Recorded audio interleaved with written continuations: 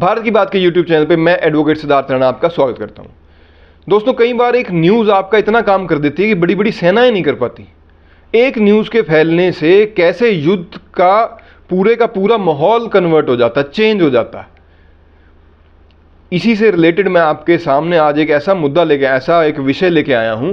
Video को अंत तक देखिएगा।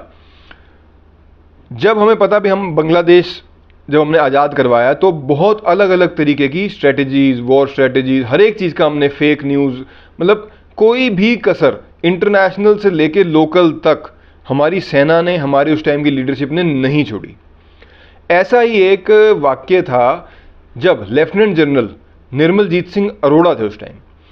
उन्होंने क्या करा, उन्होंने एक स्ट्रेटजी बनाई कि भाई अब जो है, इससे पहले कि इंटरनेशनल प्रेशर इतना बन जाए कि हमें जो युद्ध हम जीत रहे हैं इसको किसी उस पर स्थगित करना पड़ जाए, उससे पहले हम इसको अब ख़त्म करेंगे, एंड करेंगे। उन्होंने जो बांग्लादेश में, जो आज का बांग्लादेश है, उस टाइम जो पाकिस्तान के वहाँ पे गवर्नर का घर था उस पर बम गिरा दिया।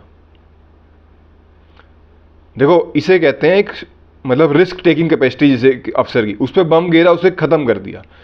और वो गवर्नर वहाँ पे था नहीं।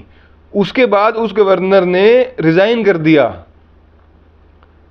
उसे ये हो गया कि भाई जब ये मेरे मकान पे, मेरे घर पे बम गिर सकते हैं तो ये कहीं पे भी कुछ भी कर सकते हैं। मैं अपनी पोस्ट छोड़ के मैं तो भागूं, कहीं छुपूं जाके।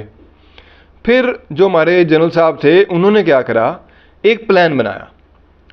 जो पाकिस्तान बांग्लादेश के अंदर, जो आज का बांग्लादेश है, उसके अंदर क्या था, मुक्ति वाहिनी के जो लोग थे वो पाकिस्तान सैनिकों को ढूंढ ढूंढ के, चुन चुन के मार रहे थे। क्योंकि मुक्ति वाहिनी के तो वहाँ लोकल्स थे, सेना बाहर से आ रही थी। पाकिस्तान सेना पे ना तो राशन रह गया था, ना एम्यूनेशन रह गया था। उनकी हमने बिल्कुल गर्दन पकड़ रखी थी, नीचे उनको सप्लाई चेन उनकी तोड़ दी थी और हर प्रकार से वो डिमोरलाइज कर रखे थे। तो मुक्ति वाहिनी मार रही थी, ऊपर से अभी तक भारतीय सेना वहाँ अंदर घुस के उस प्रकार से आक्रामक नहीं हुई थी। अरोड़ा साहब ने क्या करा, एयर ड्रॉप करवाई। दोस्तों देखो कितना मज़ेदार वाक्य था कि एक एयर ड्रॉप करवाए अपने सैनिक बांग्लादेश में। सैनिकों की जो संख्या थी वो उतनी नहीं थी जितनी दिखाई गई थी। और ये दिखाई कैसे कि सैनिकों के साथ 5000 पुतले एयर ड्रॉप कराए। जो देखते हैं ना ह्यूमन के, जो वो दुकानों पे लगे होते हैं पुतले टाइप जैसे होते हैं, ऐसे से पुतले एयर ड्रॉप करवाए सेना की वर्दी में। और ये न्यूज़ जो है ये बीबीसी ने कवर करी। वैसे तो बीबीसी देखो टोटल भारत विरोधी चैनल है। वो राष्ट्रवादी, कोई भी आप काम करेंगे उसके विरोध में ही बात करेगा। आज के टाइम में भी अगर आप देखें तो वो ऐसे ही करता है। उन्हें मजबूत गवर्नमेंट, हमारी आज की मजबूत गवर्नमेंट भी बीबीसी के रास नहीं आती। उस टाइम बीबीसी ने करा तो कुछ ऐसा ही था, लेकिन पड़ गया वो उल्टा। बीबीसी ने क्या करा, इस न्यूज़ को बहुत ज़्यादा उस टाइम फ्लैश करा कि भारत की सेना 5000 सेना जो है वो बांग्लादेश में एयर ड्रॉप कर गई। अब फ्लैश तो बीबीसी ने स्वाभाविक है इस पर्पज से किया था कि जितनी ज़्यादा ये खबर ऊपर चढ़ेगी उतना ही इंटरनेशनल प्रेशर, जल्दी से जल्दी इसको रोका जाएगा और जो स्थिति है उसको वहीं पे स्थगित कर दिया जाएगा, लड़ाई को ऐसा एक माहौल बना दिया जाएगा। लेकिन इधर हमारी फ़ौज भी तैयार थी। फ़ौज को पता था इससे पहले ये स्थिति आए, लेफ्टिनेंट जनरल निर्मलजीत सिंह अरोड़ा जी ने उनके न्याजी को फ़ोन करके ये कहा कि भाई ऐसा है, बहुत हो गया चूहे बिल्ली का खेल।